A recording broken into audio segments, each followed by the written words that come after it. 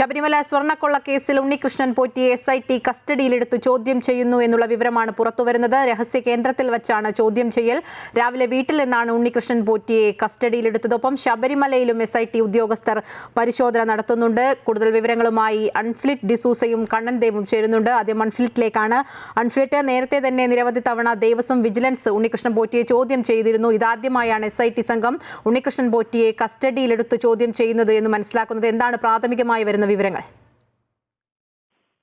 മായ, തീർച്ചയായും ഉച്ചയോടുകൂടി ഉണ്ണികൃഷ്ണൻ പോറ്റിയുടെ വീട്ടിലെത്തി അന്വേഷണ സംഘം SIT കസ്റ്റഡിയിലെടുക്കുന്നതായി അറിയിക്കുകയും അദ്ദേഹത്തെ അപ്പോൾ തന്നെ കസ്റ്റഡിയിലെടുത്ത് ചോദ്യം ചെയ്യൽ ആരംഭിച്ചു എന്നാണ് മനസ്സിലാക്കുന്നത്. രഹസ്യ കേന്ദ്രത്തിലാണ് ചോദ്യം ചെയ്യൽ നടക്കുന്നത്. അതായത് ഒരുപക്ഷെ എവിടെയാണ് ഈ ചോദ്യം ചെയ്യലെന്ന വിവരം ലഭ്യമായിട്ടില്ല. അതീവ രഹസ്യമായി ഉണ്ണികൃഷ്ണൻ ചോദ്യം ചെയ്യുന്നു.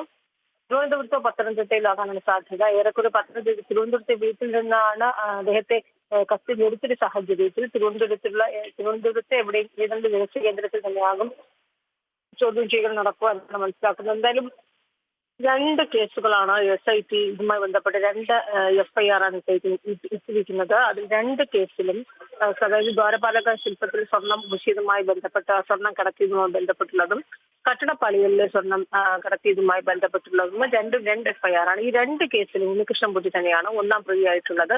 അതുകൊണ്ട് തന്നെയും ഈ FIR ഇട്ട് ഒരാഴ്ചയോളം പിന്നിട്ടിട്ടും SIT എന്തുകൊണ്ട് ഈ ഉണ്ണികൃഷ്ണൻ പോറ്റിയെ കസ്റ്റഡിയിലെടുക്കുകയോ ചോദ്യം ചെയ്യുകയോ ചെയ്യുന്നില്ല എന്ന രീതിയിൽ പല ചോദ്യങ്ങൾ പല ഭാഗത്തും വരുന്നത്. പക്ഷെ അപ്പോഴൊക്കെ SIT കൃത്യമായ തെളിവുകളും രേഖകളും കാര്യത്തിൽ വേണം. തെളിവുകളും രേഖകളും ഇല്ലാതെ ഉണ്ണികൃഷ്ണൻ പോറ്റിയെ കസ്റ്റഡിയിലെടുക്കാൻ സാധിക്കില്ല. ആ സാഹചര്യത്തിലായിരുന്നു കൂടുതൽ ഈ ദിവസങ്ങളിലൊക്കെ തന്നെ, ഈ 6-7 ദിവസങ്ങളിലൊക്കെ തന്നെ ഉണ്ണികൃഷ്ണൻ പോറ്റി ദിവസങ്ങളിലൊക്കെ തന്നെ SIT സംഘം വിവിധ സംഘങ്ങളായി പലയിടങ്ങളിലാണ്. ചെന്നൈയിലെ സ്മാർട്ട് ക്രിയേഷൻസിന്റെ ആസ്ഥാനത്ത് ചോദ്യം ചെയ്തിരുന്നു. ദേവസ്വം ബോർഡ് ആസ്ഥാനത്ത് 2 തവണ എത്തി അവിടെ ഫയലുകളും രേഖകളും ഒക്കെ പരിശോധിച്ചു. ശബരിമലയിൽ പരിശോധന നടത്തി. അങ്ങനെ വിവിധ ഹൈദരാബാദിൽ ഒരു സംഘം പോയി പരിശോധന നടത്തി. അങ്ങനെ ഈ ദിവസങ്ങളിലൊക്കെ തന്നെ വിശദമായ പരിശോധന പല സംഘങ്ങളായിട്ട് നടത്തിയതിന്റെ ശേഷമാണ് കൃത്യമായ തെളിവുകൾ ലഭിച്ചു. അതിന്റെ അടിസ്ഥാനത്തിലാണ് ഉണ്ണികൃഷ്ണൻ പോറ്റിയെ കസ്റ്റഡിയിലെടുത്ത് ചോദ്യം ചെയ്ത് ആരംഭിച്ചിരിക്കുന്നത്. എന്തായാലും നിരവധി കാര്യങ്ങളിലാണ് ദുരൂഹതകൾ മറഞ്ഞിട്ട് വരേണ്ടതുണ്ട്. നേരത്തെ വിജിലൻസ് SP ചോദ്യം ചെയ്ത സമയത്തൊക്കെ തന്നെ അന്വേഷണ സംഘത്തെ ആശയക്കുഴപ്പത്തിലാക്കുന്ന രീതിയിൽ പരസ്പര വിരുദ്ധമായ മറുപടികളാണ് ഉണ്ണികൃഷ്ണൻ പോറ്റിയുടെ ഭാഗത്തുനിന്നുണ്ടായത്. തുടക്കം മുതൽ ഉണ്ണികൃഷ്ണൻ പോറ്റി ഓരോ രീതിയിൽ അന്വേഷണ സംഘത്തെ കബളിപ്പിക്കുക അല്ലെങ്കിൽ തെറ്റിദ്ധരിപ്പിക്കുന്ന രീതിയിലായിരുന്നു. കാരണം ആദ്യം ഈ ശബരിമല പീഠം കാണാൻ ഉണ്ണികൃഷ്ണൻ പരാതി പറയുകയും പിന്നീട് അദ്ദേഹത്തെ വീട്ടിൽ നിന്ന് കണ്ടെത്തുകയും ആ ദിവസം നാളെ മുതൽ തന്നെ ഉണ്ണികൃഷ്ണൻ പോറ്റി എല്ലാ രീതിയിലും അന്വേഷണ സംഘത്തെ തെറ്റിദ്ധരിപ്പിച്ചുകൊണ്ടിരിക്കുന്ന ഒരു സാഹചര്യമായിരുന്നു. എന്നാൽ ഇപ്പോൾ വിജിലൻസ് SP പലതവണ ചോദ്യം ചെയ്യപ്പെടുന്ന രീതിയിലായിരുന്നു. പക്ഷേ SIT സംഘം ആദ്യമായാണ് ഉണ്ണികൃഷ്ണൻ പോറ്റിയെ കസ്റ്റഡിയിലെടുത്ത് ചോദ്യം ചെയ്യുന്നത്. ഈ സ്വർണത്തിന്റെ വ്യാപ്തി എത്രയാണ്? സ്വർണത്തിൽ ഈ പുറത്തു വന്ന കണക്കുകൾക്കപ്പുറത്തേക്ക് എന്താ സ്വർണത്തിന്റെ കണക്കുകളുടെ ഒരു കൃത്യത വരുത്തേണ്ടതുണ്ട്.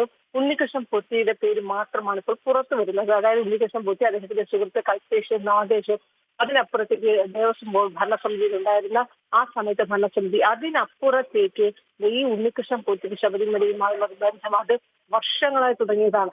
ആ ബന്ധം എങ്ങനെ, ആരാണ് ഉണ്ണികൃഷ്ണൻ പോറ്റി കൊണ്ടുവന്നത്, ഇതിന്റെ ഉദ്ദേശം എന്തായിരുന്നു, ഈ സ്വർണമൊക്കെയും ചെമ്പ് ആണ് എന്ന് എഴുതാനായിരുന്നത് തന്ത്രം എവിടെ നിന്നാണ്, അത് ഉണ്ണികൃഷ്ണൻ പോറ്റി മാത്രമായിരുന്നു.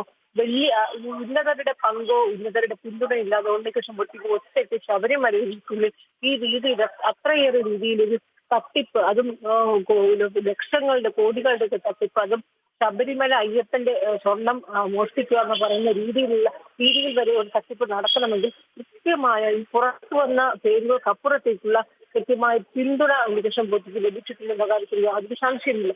അത്തരം കാര്യങ്ങളാണ് SITക്ക് ഇനി പുറത്ത് കണ്ടുപിടിക്കേണ്ടത്. അതിന്റെ ഭാഗമായാണ് ഉണ്ണികൃഷ്ണൻ പോറ്റി കസ്റ്റഡിയിലെടുത്ത് ചോദ്യം ചെയ്യുന്നതും.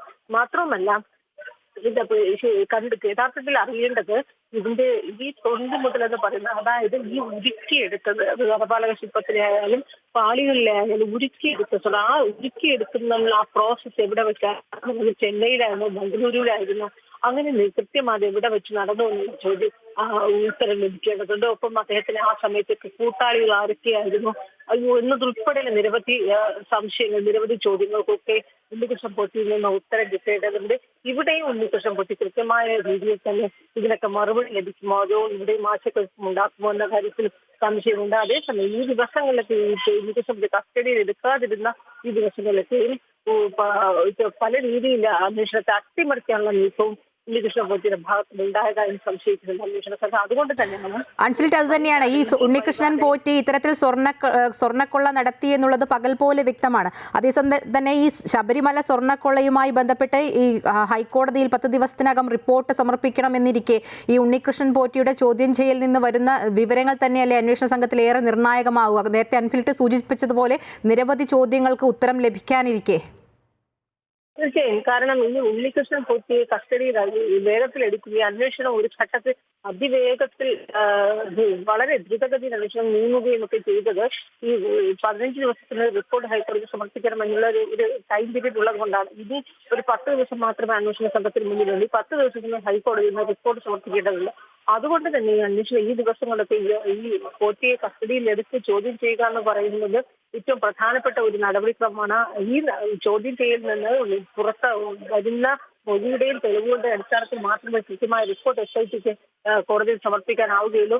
ഇനി അറിയേണ്ടത് ഉണ്ണികൃഷ്ണൻ പോറ്റി ഇന്നത്തെ എത്രത്തോളം കൃത്യമായി സഹകരിക്കുമെന്നാണ്. അതായത് ഇവരുടെ ചോദ്യം ചെയ്യലുമായി എത്രത്തോളം ഉണ്ണികൃഷ്ണൻ പോറ്റി സഹകരിക്കും. അതിനപ്പുറത്തേക്ക് ഉണ്ണികൃഷ്ണൻ പോറ്റിയെ ഇന്നിപ്പോ ചോദ്യം ചെയ്ത് കസ്റ്റഡിയിൽ എടുത്ത് ഒരുപക്ഷെ ഇന്ന് അറസ്റ്റ് ഉണ്ടാകുമോ എന്നാണ് അറിയുന്നത്. പക്ഷെ നമുക്കിപ്പോ ഏറ്റവും ഒടുവിൽ ഈ മണിക്കൂറിൽ ലഭിക്കുന്ന ഒരു സൂചന അനുസരിച്ച് പക്ഷെ അറസ്റ്റിലേക്ക് കടക്കാനുള്ള സാധ്യതകളാണ് മുന്നിൽ കാണുന്നത്. അങ്ങനെയെങ്കിൽ അറസ്റ്റ് ചെയ്ത് ഒന്നുകിൽ അറസ്റ്റ് ചെയ്യും, അല്ലെങ്കിൽ നോട്ടീസ് കൊടുത്ത് പറഞ്ഞയക്കുമ്പോഴും ഏത് സമയത്തായാലും വിളിച്ചാൽ വരണമെന്ന ഉപാധിയോടെയാവും നോട്ടീസിൽ പറഞ്ഞയക്കുക. പക്ഷെ ഇപ്പൊ നമ്മൾ മനസ്സിലാക്കുന്നത് അതിലേക്ക് കടക്കുന്നില്ല, അറസ്റ്റിലേക്ക് തന്നെ കാര്യങ്ങൾ കടക്കുന്നു എന്നാണ് മനസ്സിലാക്കുന്നത്. അങ്ങനെയെങ്കിൽ അറസ്റ്റ് ചെയ്തു കഴിഞ്ഞാൽ കോടതിയിൽ ഹാജരാക്കേണ്ടതുണ്ട്. റാന്നി കോടതിയിലാണ്, പത്തനംതിട്ടയിൽ തന്നെ കൊണ്ടുപോകും. കാരണം റാന്നി കോടതിയിലാണ് 2 കേസുകളിൽ FIR ചെയ്തിരുന്നത്. ഈ നേരത്തെ പറഞ്ഞ SITയുടെ 2 കേസുകളുടെ FIR ചെയ്തിരുന്ന അവിടെയായിരിക്കും ഉണ്ണികൃഷ്ണൻ പോറ്റിയെ ഹാജരാക്കിയതിനു ശേഷം അന്വേഷണ സംഘം കസ്റ്റഡിയിൽ വാങ്ങേണ്ടതുണ്ട്. ഇത് ഒരുപക്ഷെ ജാമ്യം കിട്ടാൻ സാധ്യത ഈ കേസിൽ തീരെയില്ല എന്ന് തന്നെ പറഞ്ഞിരിക്കുന്നു. കാരണം മുൻകൂർ ജാമ്യത്തിൽ ഈ ഘട്ടങ്ങളിലൊക്കെ തന്നെ ഉണ്ണികൃഷ്ണൻ പോറ്റി ശ്രമിച്ചുവെങ്കിലും അത് ആ നീക്കം നടന്നില്ല. കാരണം ഹൈക്കോടതി നേരിട്ട് ഇടപെട്ടിരിക്കുന്ന കേസായതിനാൽ കീഴ്ക്കോടതി ഗവൺമെന്റിനെയും മുൻകൂർ ജാമ്യം കൊടുക്കുകയുമില്ല. ഹൈക്കോടതിയിൽ ഇന്നും ജാമ്യം കിട്ടാൻ സാധ്യതയില്ല. കാരണം ഹൈക്കോടതി പ്രതിസ്ഥാനത്താണ് ഉണ്ണികൃഷ്ണൻ പോറ്റിയെ കേസിൽ ഉൾപ്പെടുത്തിയിരിക്കുന്നത്. കോടതി തന്നെ നേരിട്ടാണ് പ്രതി എന്ന് പറഞ്ഞിരിക്കുന്ന സാഹചര്യത്തിൽ അവിടെയും ജാമ്യം കിട്ടാനുള്ള സാധ്യതകൾ മങ്ങുകയാണ്. അതുകൊണ്ട് തന്നെ ഇനി അറസ്റ്റിലേക്കാണ് കാര്യങ്ങൾ നീങ്ങുന്നതെങ്കിൽ ഉണ്ണികൃഷ്ണൻ പോറ്റിക്ക് അന്വേഷണവുമായി സഹകരിക്കുക അല്ലാതെ കോടതിയുടെ നടപടിക്രമങ്ങൾക്ക് വിധേയമായി മുന്നോട്ട് പോവുക അല്ലാതെ മറ്റു മാർഗങ്ങൾ ഉണ്ണികൃഷ്ണൻ പോറ്റിയുടെ മുന്നിൽ അടയിക്കാണ്. എന്തൊക്കെയായാലും 2 കേസുകൾ 1-ാം പ്രതി സ്ഥാനത്ത് നിൽക്കുന്ന ഈ ഉണ്ണികൃഷ്ണൻ പോറ്റി ചെയ്ത ഈ സ്വർണ്ണക്കൊള്ള എന്ന് പറയുന്നത് ഈ പുറത്തു വരേണ്ടത് ഈ അറിഞ്ഞ സ്വർണ്ണക്കൊള്ളയുടെ, അതായത് കോടതിയിൽ വിജിലൻസ് നൽകിയ റിപ്പോർട്ടിലാണ് 1.5 കിലോയോളം സ്വർണം കാണാനില്ല എന്ന് പറയുന്നു. അതിനു മുമ്പ് അന്വേഷണ സംഘം ദേവസ്വം വിജിലൻസ് നടത്തിയ റിപ്പോർട്ടിലും ഉണ്ണികൃഷ്ണൻ അതനുസരിച്ച് ഹൈക്കോടതി ഇടയ്ക്ക് നൽകിയ ഒരു പരാമർശത്തിൽ ഹൈക്കോടതി പറയുന്നത് 989 ഗ്രാം സ്വർണം എന്നാണ് നഷ്ടപ്പെട്ടു എന്നാണ്. പക്ഷെ വിജിലൻസ് കോടതിയിൽ സമർപ്പിച്ചിരിക്കുന്നതിൽ 1.5 കിലോയോളം സ്വർണം നഷ്ടപ്പെട്ടു എന്നാണ്. ഇതിലൊക്കെ തന്നെയും ദുരൂഹത ഉണ്ട്. കാരണം എത്രത്തോളം സ്വർണം 1.5 കിലോയ്ക്ക് അപ്പുറത്തേക്ക് ഒരുപക്ഷെ 2 കിലോയോളം സ്വർണമെങ്കിലും ഉണ്ണികൃഷ്ണൻ പോറ്റി മോഷ്ടിച്ചിട്ടുണ്ടാകാം എന്നൊരു നിഗമനത്തിലാണ് അന്വേഷണ സംഘം. അങ്ങനെയെങ്കിൽ ഇതിന്റെ വ്യാപ്തി ഇനിയും കൂടും. ഇതൊക്കെ തന്നെ കൃത്യമായി കണ്ടെത്തേണ്ടതുണ്ട്. ഇതിലൊക്കെ തന്നെ ഏറ്റവും നിർണായകമാകുന്നത് ഉണ്ണികൃഷ്ണൻ പോറ്റിയുടെ മുന്നിൽ തന്നെയായിരിക്കും.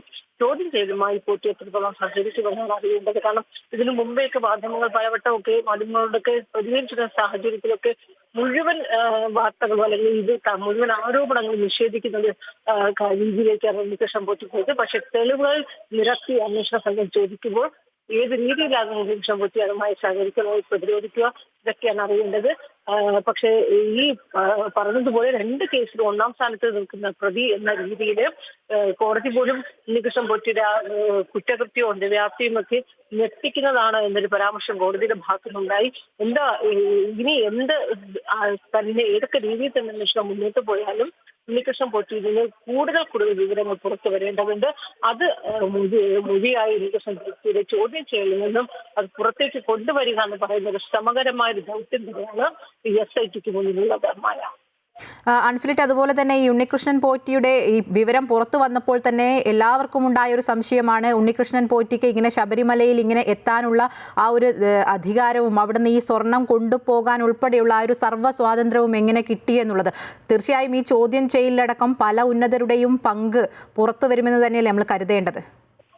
അത് ഉറപ്പാണ്. കാരണം ഈ SIT അന്വേഷിക്കുന്നത് ഈ 1-2 വർഷം മുമ്പത്തെ കേസോ അല്ലെങ്കിൽ അതിന് മുമ്പത്തെ സംഭവ വികാസങ്ങളോ ഇല്ല. 99 മുതലുള്ള, അതായത് വിജയ് മല്യയുടെ UB ഗ്രൂപ്പ്, വിജയ് മല്യ ഇവിടെ സ്വർണം ശബരിമല ദ്വാരപാലക ശില്പത്തിൽ സ്വർണം നൽകിയത് ഉൾപ്പെടെ ആ സമയത്ത് മുതലുള്ള ആ കാലഘട്ടങ്ങളിൽ മുതലുള്ള മുഴുവൻ രേഖകളും സംഭവ വികാസങ്ങളും കൃത്യമായി തന്നെ SIT പരിശോധിക്കുക. അതിനപ്പുറത്തേക്ക് 2019 ഈ സ്വർണം ഇവിടെ നിന്ന് അറ്റകുറ്റപ്പണികൾക്കായി പാളികൾ ചെന്നൈയിലേക്ക് കൊണ്ടുപോകുന്നത്. ആ കൊണ്ടുപോകുന്നത് മുതലുള്ള ആ സമയത്താണ് ഉണ്ണികൃഷ്ണൻ പോറ്റി സംശയത്തിന്റെ നിഴലിൽ പ്രതിസ്ഥാനത്ത് വരുന്നത്. 2019 മുതലാണ്. പക്ഷെ അതിനു മുമ്പേ ഉണ്ണികൃഷ്ണൻ പോറ്റിക്ക് ശബരിമലയുമായി ഏറ്റവും അടുത്ത ബന്ധമാണുള്ളത്.